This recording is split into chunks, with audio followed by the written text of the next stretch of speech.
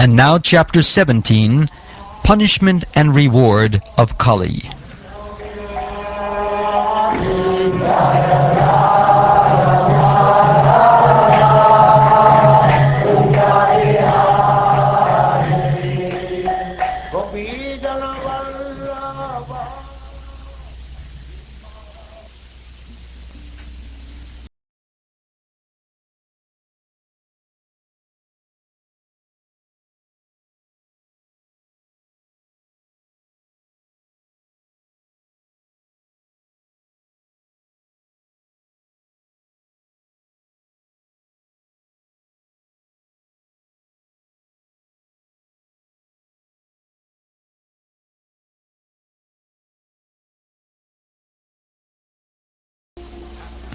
After reaching that place, Maharaj Pariksit observed that a lower caste Shudra, dressed like a king, was beating a cow and a bull with a club as if they had no owner.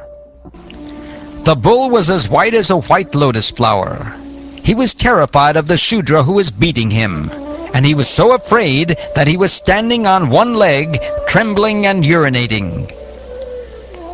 Although the cow is beneficial because one can draw religious principles from her, she was now rendered poor and calfless. Her legs were being beaten by a Shudra. There were tears in her eyes, and she was distressed and weak. She was hankering after some grass in the field.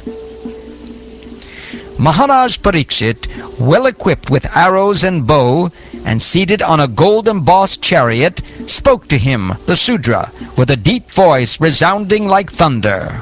He said, "Oh, who are you? You appear to be strong, yet you dare kill within my protection those who are helpless? By your dress, you pose yourself to be a godly man, a king. But by your deeds you are opposing the principles of the twice-born Kshatriyas. You rogue!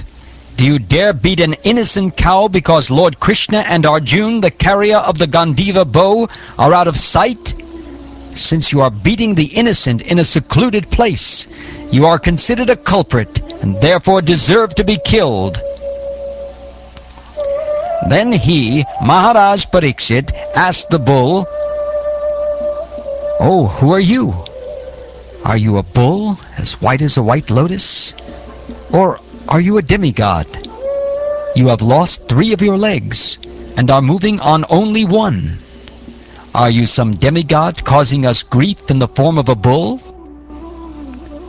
Now, for the first time in a kingdom well protected by the arms of the kings of the Kuru dynasty, I see you grieving with tears in your eyes. Up till now, no one on earth has ever shed tears because of royal negligence. O son of Sarabi, you need lament no longer now. There is no need to fear this low-class Shudra. And O mother cow, as long as I am living as the ruler and subduer of all envious men, there is no cause for you to cry.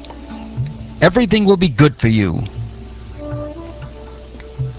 O chaste one, the king's good name, duration of life, and good rebirth vanish when all kinds of living beings are terrified by miscreants in his kingdom.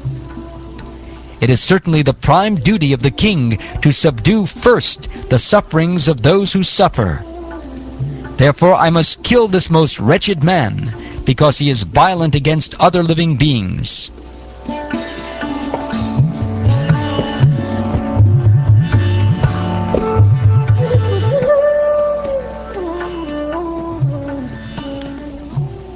He, Maharaj Pariksit, repeatedly addressed and questioned the bull thus, "O son of Surabi, who has cut off your 3 legs? In the state of the kings who are obedient to the laws of the Supreme Personality of Godhead, Krishna, there is no one as unhappy as you.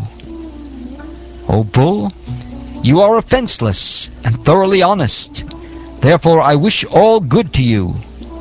Please tell me of the perpetrator of these mutilations, which blackmail the reputation of the sons of Pritha. Whoever causes offenseless living beings to suffer must fear me anywhere and everywhere in the world. By curbing dishonest miscreants, one automatically benefits the offenseless. An upstart living being who commits offenses by torturing those who are offenseless shall be directly uprooted by me, even though he be a denizen of heaven, with armor and decorations. The supreme duty of the ruling king is to give all protection to law-abiding persons, and to chastise those who stray from the ordinances of the Scriptures in ordinary times, when there is no emergency. The personality of religion said, "These words just spoken by you befit a person of the Pandava dynasty. Captivated by the devotional qualities of the Pandavas, even Lord Krishna, the personality of Godhead, performed duties as a messenger. O greatest among human beings, it is very difficult to ascertain the particular miscreant who has caused our sufferings, because we are bewildered by all the different opinions of theoretical philosophers. Some of the philosophers who deny all sorts of duality declare that one's own self is responsible for his personal happiness and distress. Others say that superhuman powers are responsible, while yet others say that activity is responsible, and the gross materialists maintain that nature is the ultimate cause. There are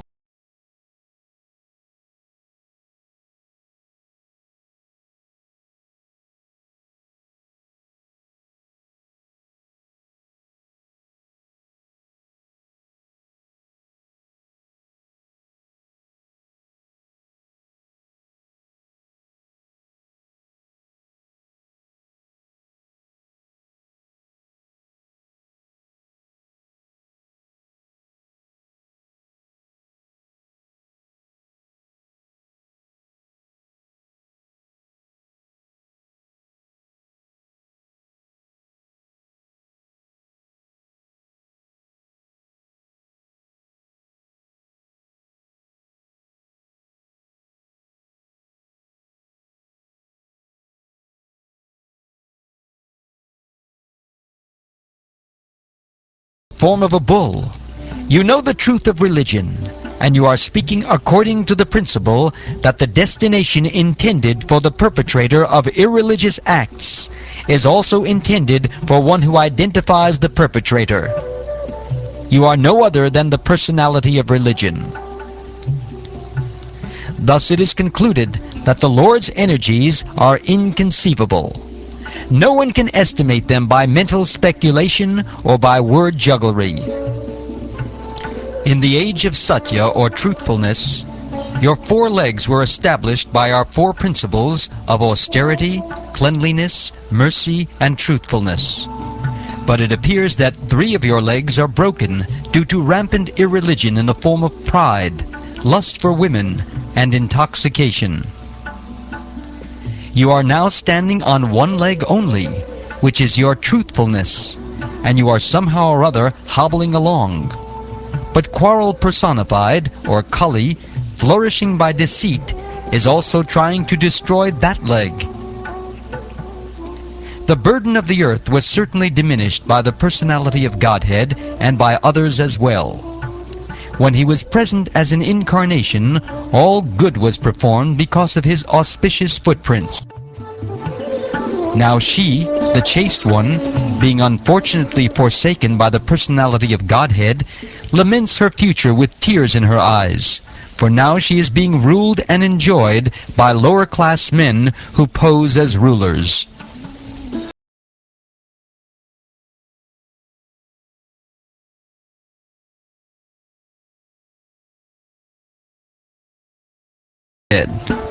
Maharaj Pariksit, who could fight 1,000 enemies single-handedly, thus pacified the personality of religion and the earth. Then he took up his sharp sword to kill the personality of Kali, who is the cause of all irreligion. When the personality of Kali understood that the king was willing to kill him, he at once abandoned the dress of a king and, under pressure of fear, completely surrendered to him, bowing his head. Maharaj Pariksit, who was qualified to accept surrender and worthy of being sung in history, did not kill the poor surrendered and fallen Kali, but smiled compassionately, for he was kind to the poor. The king thus said, "We have inherited the fame of Arjun. Therefore, since you have surrendered yourself with folded hands, you need not fear for your life. But you cannot remain in my kingdom, for you are the friend of irreligion." If the personality of Kali, irreligion, is allowed to act as a man-god or an executive head, certainly irreligious principles like greed, falsehood, robbery, incivility, treachery, misfortune, cheating, quarrel, and vanity will abound. Therefore, O friend of irreligion, you do not deserve to remain in a place where experts perform sacrifices according to truth and religious principles for the satisfaction of the Supreme Personality of Godhead.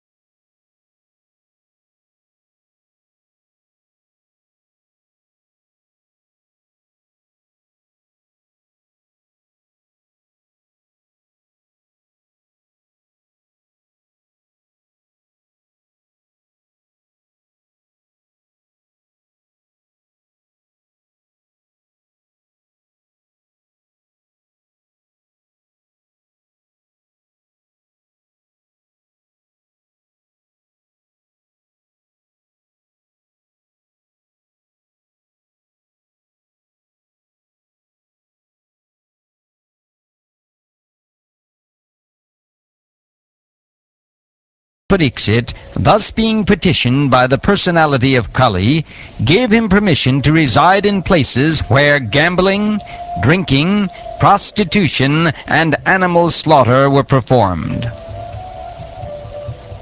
The personality of Kali asked for something more, and because of his begging, the king gave him permission to live where there is gold, because wherever there is gold, there is also falsity, intoxication, lust, envy, and enmity.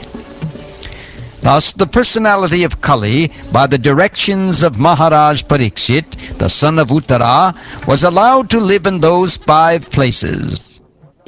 Therefore, whoever desires progressive well-being, especially kings, religionists, public leaders, Brahmins, and sannyasis, should never come in contact with the 4 above-mentioned irreligious principles.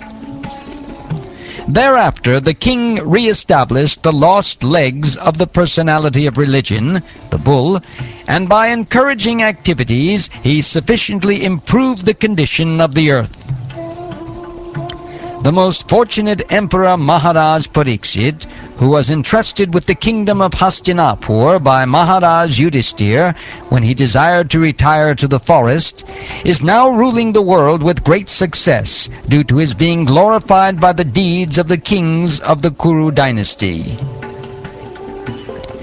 Maharaj Pariksit, the son of Abhimanyu, is so experienced that by dint of his expert administration and patronage, it has been possible for you to perform a sacrifice such as this.